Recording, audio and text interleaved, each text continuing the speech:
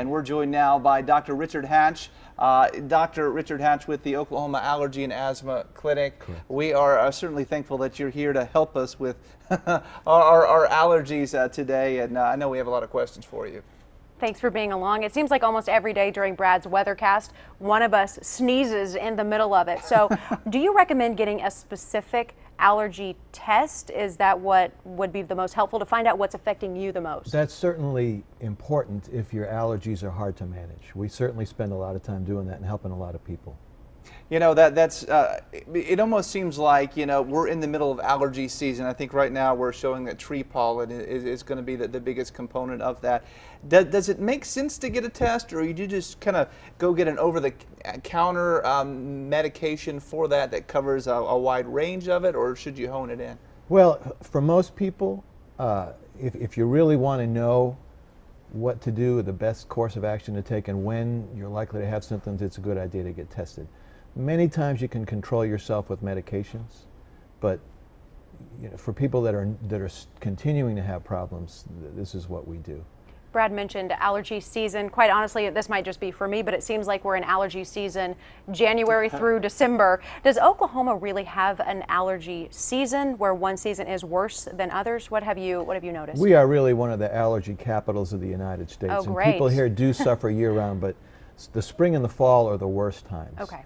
And right about now and going into May is about as bad as it gets. We have a lot of tree pollen here pretty soon, and actually already the grass has started to pollinate, so when you get the tree pollen and the grass pollen going together, it's a busy, difficult time for people that suffer from allergies. What makes us the allergy capital? Because I personally don't want to be in that list, but we are. Can we blame Texas? Oh, it's all Texas's fault. It's always on Texas. Because Yeah. I know, you know, the cedar trees Correct. down there in the wintertime, I really struggle with cedar pollen. Is it the cedar trees, or what makes Oklahoma the worst? Well, we have pretty much everything here.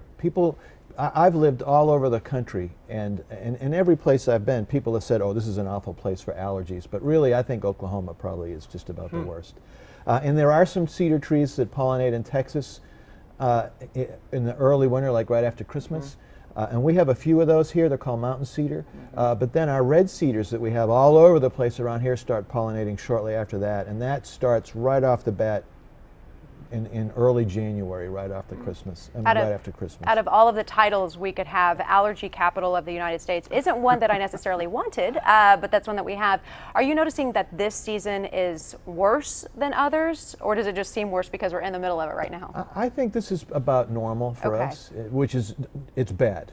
Yes, true. Yeah, it's normal bad, yes. Well, what can we do? I mean, what do you recommend? What's the best approach? I've read things like wear a mask, wipe off your dog, and sometimes it feels like, okay, I'm busy. I can't always do those things. If I'm walking around with a mask on, you know, people might think I'm sick. What are the best approaches? The masks don't do a whole lot of good unless you get a really high-end mask with a really good filter and a good seal. So I wouldn't necessarily recommend masks unless you think it helps. Probably the simplest thing is when you've been out in it, come home. When you come home, take a shower, change your clothes, wash all that stuff off you. There's certainly a lot of medications that you can try, many of which are available over the counter. The antihistamines are the first line, and if you're just needing it every once in a while, an antihistamine is fine. But if it's more frequent, or if that's not controlling you, then you really ought to get in and get looked at. We See are your doctor. we are running out of time, but just for my own personal benefit, is there one that you recommend, like a Zyrtec, or is there one that you think is better than the others? You know what? People ask me that all the time, and I don't think there's a lot of logic to it, to be honest with you. I think some people love one and hate the other, and versa Okay. versa. So just try a bunch and stick with the one that works for you. And then come see us. All right.